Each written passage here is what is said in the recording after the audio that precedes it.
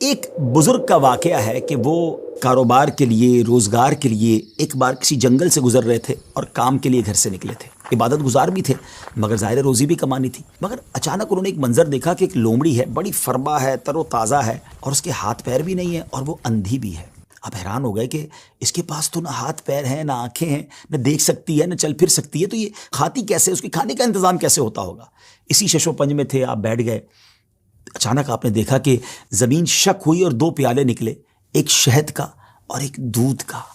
مگر آپ پھر سوچنے لگے کہ یہ پیالے تک پہنچے گی کیسے؟ اب کیا ہوا کہ تھوڑی دیر بعد انہوں نے دیکھا کہ قریب پہاڑ سے ایک سفید چہرے والے نورانی بزرگ وہ اوپر سے تشریف لائے اور اپنے ہاتھوں سے لومڑی کو یہ دونوں پیالے پلائے. پھر پیالے زمین کے اندر چلے گئے اور وہ بزرگ واپس جانے لگے. تو یہ جو عبادت گزار شخص تھے، بزرگ تھے، یہ دوڑے اور جا کر ان کا دامن تھام لیا کہ حضور آپ تعارف تو کروائیں، آپ کون ہیں اور آپ کیوں یہ آئے تھے اس لومڑی کو یہ کھانا کھلانے؟ تو انہوں نے کہا کہ میں اللہ کے فرشتوں میں سے ایک فرشتہ ہوں اور میری ایک ڈیوٹی ہے کہ میں صبح و شام یہاں پر آؤں اور اس لومڑی کو اپنے ہاتھوں سے جو غذا ہے وہ کھلاؤں. ان بزرگ کی تو جس کو کہنا کہ طبیعت ہی چینج ہو گئی کہ جو رب اس لومڑی کو اس حالت میں بھی روزانہ رزق دے سکتا ہے تو وہ تو مجھے بھی رزق دے گا. مجھے کیا ضرورت ہے کام کاج کے لیے تکلیف اٹھانے کی؟ آپ جنگل میں چلے گئے اور اللہ کی عبادت میں مصروف ہو گئے. کئی دن عبادت کی، 7 دن ہو گئے مگر کچھ کھانے کو نہ ملا.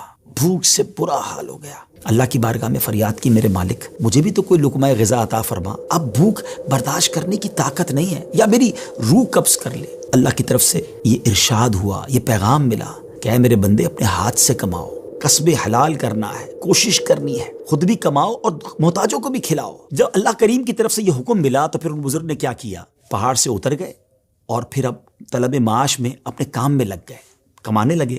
آدھا خود کھاتے، آدھا محتاجوں میں تقسیم کرتے. اس واقعے سے سیکھنے کو یہ ملا کہ یہ دنیا عالم اسباب ہے.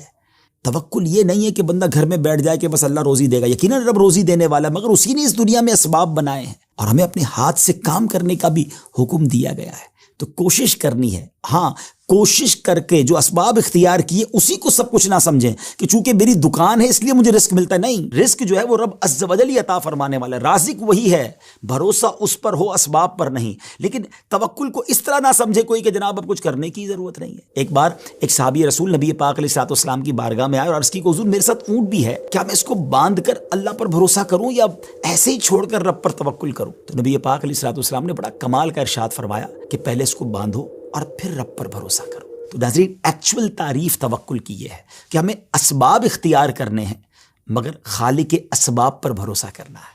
تو امید ہے کہ بہت ساری باتیں سمجھ آ گئی ہوگی. وہ رب سب کو رزق دیتا ہے، وہ ہمیں بھی دے گا. اللہ کی قدرت پر یقین رکھیں، اس پر بھروسہ رکھیں اور اس کی بارگاہ میں دعا کرتے رہیں. حرام کے قریب نہ جائیے،